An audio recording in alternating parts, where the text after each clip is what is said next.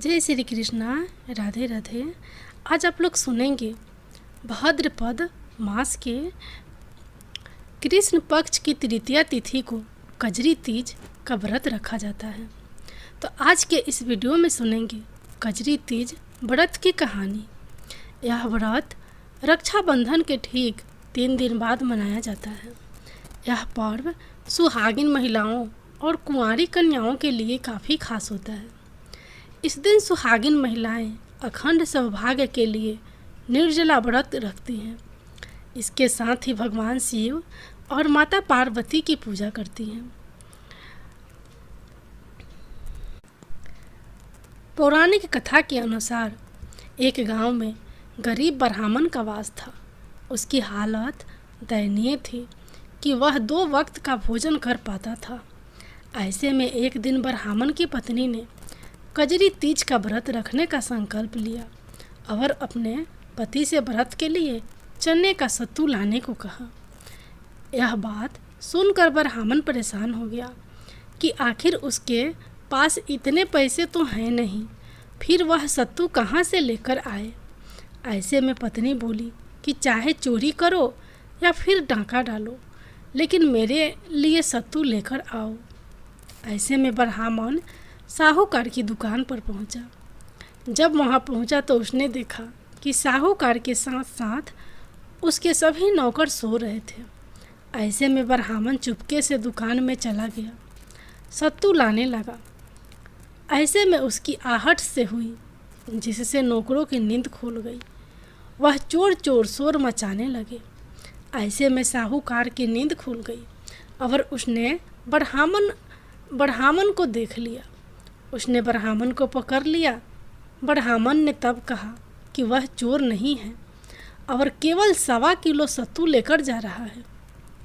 ब्राह्मण ने बताया कि उसकी पत्नी ने कजरी तीज का व्रत किया है और उसके लिए पूजा सामग्री चाहिए, इसलिए उसने केवल सत्तू लिया है।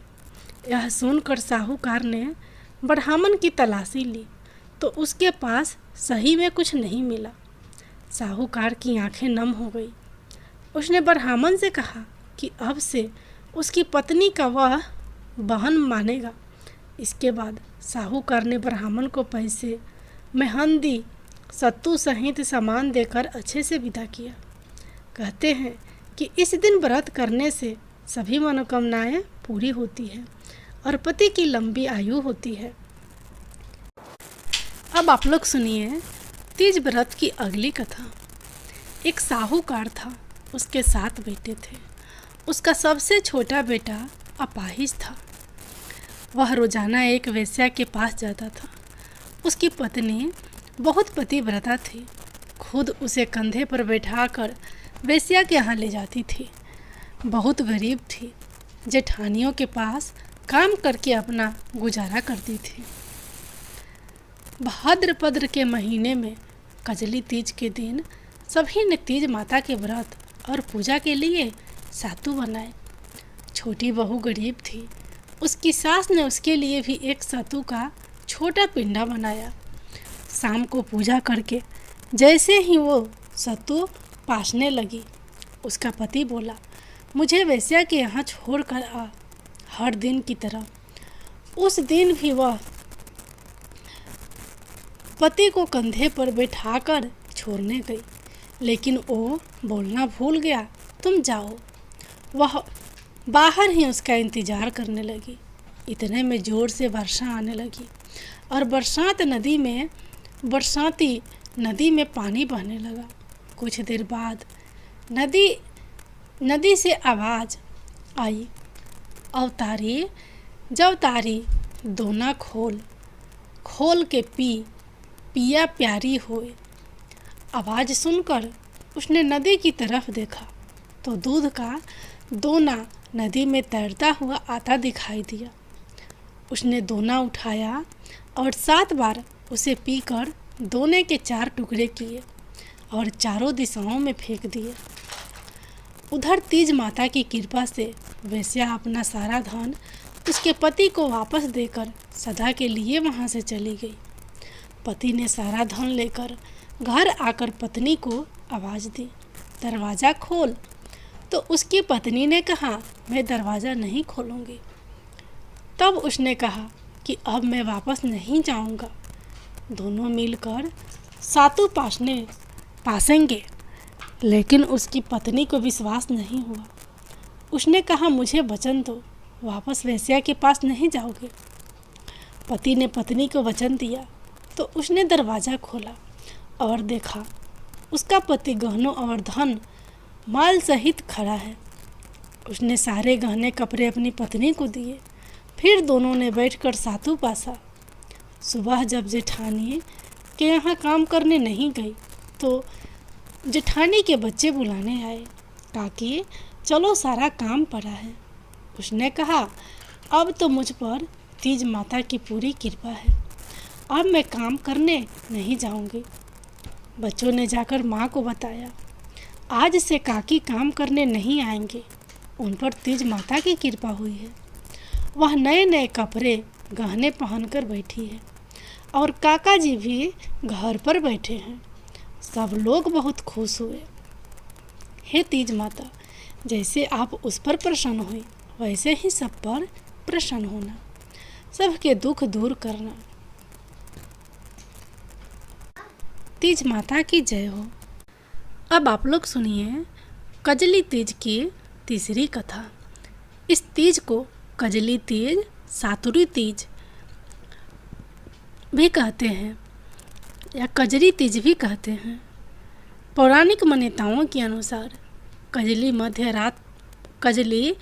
भारत में स्थित एक घने जंगल का नाम था। जंगल के आसपास का क्षेत्र राजा दादूरई द्वारा शासित था। वहाँ रहने वाले लोग अपने स्थान कजली के नाम पर गाने गाते थे ताकि उनकी जगह का नाम लोकप्रिय हो सके। कुछ समय पश्चात राजा दादूरई का निर्धन हो गया। उनकी पत्नी रानी नागमती ने खुद को सती प्रथा में अर्पित कर दिया। इसके दुख में कजली नामक जगह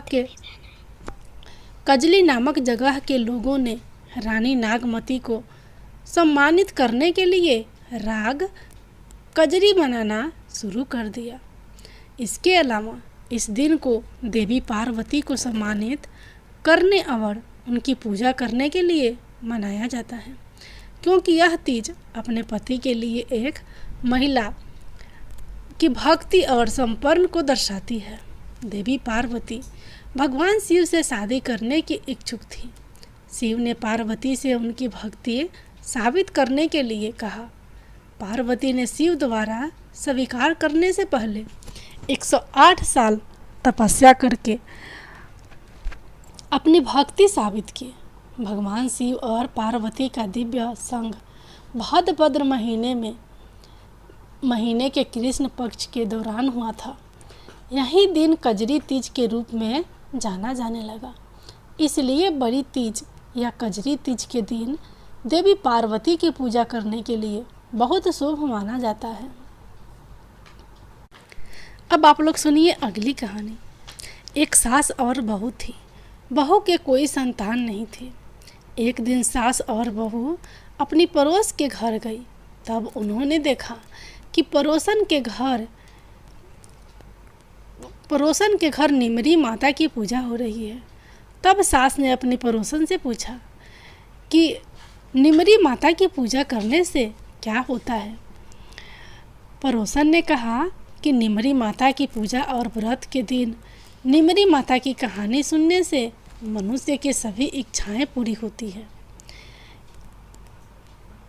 तब सास ने कहा कि यदि मेरी बहू गर्भवती हो जाएगी तो मैं निमरी माता को 1.25 सेर का पिंड चढ़ाऊंगी और भादुरी तीज का व्रत करूंगी। कुछ दिनों के बाद बहू गर्भवती हो गई। तब उसके सास ने कहा कि यदि मेरी बहू के लड़का हो जाए तो मैं 5.25 सेर का पिंडा चढ़ाऊंगी। तब उसकी बहू ने एक सुंदर बालक को जन्म दिया। जब अगले साल तीज आई तो सास ने पुनः कह दिया कि जब इसका विवाह हो जाएगा तब 1.25 मन का पिंडा चढ़ा आऊँगी। कुछ दिन बाद उस लड़के का विवाह भी हो गया। जब तीज का त्यौहार आया तो सास बहू दोनों अपनी नई बहू को लेकर निमरी माता की पूजा करने गई। सब लोगों ने तो पूजा कर ली, लेकिन जब ये दोनों पूजा करने लगी तो निमरी माता दूर की खिसक गई। यह जितना पास जाती, निमरी माता उतनी ही दूर खिसक जाती। जब निमरी माता ने उनकी पूजा स्वीकार नहीं की, तब कुछ औरतों ने उनसे कहा कि आपने निमरी माता को कुछ चढ़ाने के लिए बोला है क्या? तब सास ने कहा कि हाँ, बोला तो था। तब उन औरतों ने कहा कि पहले बोली हुई इच्छा पूरी करो, तब ही निमरी माता पूजा स्वीकार करेंगी। तब सास और बहू ने घर जाकर 1.25 मन का पिंडा बनाया और गाजे बाजे के साथ गीत गाते हुए निमरी माता की पूजा की, निमरी माता की कहानी सुनी। माता भक्ति व श्रद्धा देखकर प्रसन्न हो गई। बहू ने निमरी माता का पूजन किया और चांद को अर्घ्य दिया। इस तीज को निमरी तीज भी कहा जाता है। हे निमरी माता, जैसे बहू को पुत्र दिया और कृपा की, वैसे कृपा सभी पर करना। निमरी माता की कहानी कहने वाले को, निमरी माता की कहानी सुनने वाले को और पूरे परिवार को देना। निमरी माता की जय हो। अब आप लोग सुनिए लपसी और तपसी की कहानी। एक लपसी था, एक तपसी था। तपसी हमेशा भगवान की तपस्या में लीन रहता था। लपसी रोजाना 1.25 सेर की लपसी बनाकर भगवान का भोग लगाकर जिम लेता था। एक दिन दोनों लड़ने लगे। तपसी बोला, मैं रोज़ भगवान की तपस्या करता हूँ, इसलिए मैं बड़ा हूँ। लपसी बोला, मैं रोज़ भगवान को 1.25 सेर लपसी का भोग लगाता हूँ, इसलिए मैं बड़ा हूँ। नारद जी वहाँ से गुजर रहे थे। दोनों को लड़ता देखकर उनसे पूछा कि तुम क्यों लड़ रहे हो? तपसी ने खुद के बड़ा होने का कारण बताया और लपसी ने अपना कारण बताया। नारद जी बोले, तुम्हारा फैसला मैं कर दूंगा। दूसरे दिन लपसी और तपसी नहाकर अपने रोज की भक्ति करने आए तो नारद जी ने छुपकर 1.25 करोड़ की एक अंगूठी उन दोनों के आगे रख दी। तपसी की नज़र जब अंगूठी पर पड़ी तो उसने चुपचाप अंगूठी उठाकर अपने नीचे दबा ली। लपसी की नज़र अंगूठी पर पड़ी, लेकिन उसने ध्यान नहीं दिया। भगवान को भोग लगाकर लपसी खाने लगा। नारद जी सामने आए तो दोनों ने पूछा कि कौन बड़ा? तो नारद जी ने तपसी से खड़ा होने को कहा। वो खड़ा हुआ तो उसके नीचे दबी अंगूठी दिखाई पड़ी। नारद जी ने तपसी से कहा, तपस्या करने के बाद भी तुम्हारी चोरी करने की आदत नहीं गई, इसलिए लपसी बड़ा है और तुम्हें तुम्हारी तपस्या का कोई फल भी नहीं मिलेगा। तपसी शर्मिंदा होकर माफ़ी मांगने लगा। उसने नारद जी से पूछा, मुझे मेरी तपस्या का फल कैसे मिलेगा? नारद जी ने कहा, यदि कोई गाय और कुत्ते की रोटी नहीं बनाएगा तो फल तुझे मिलेगा। यदि कोई ब्राह्मण को भोजन करवाकर दक्षिणा नहीं देगा तो फल तुझे मिलेगा। यदि कोई साड़ी के साथ ब्लाउज नहीं देगा तो फल तुझे मिलेगा। यदि कोई दिए से दिया जलाएगा तो फल तुझे मिलेगा। यदि कोई सारी कहानी सुने लेकिन तुम्हारी कहानी नहीं सुने तो फल तुझे मिलेगा। उसी दिन से हर व्रत कथा कहानी के साथ लपसी तपसी की कहानी भी सुनी और कही जाती है।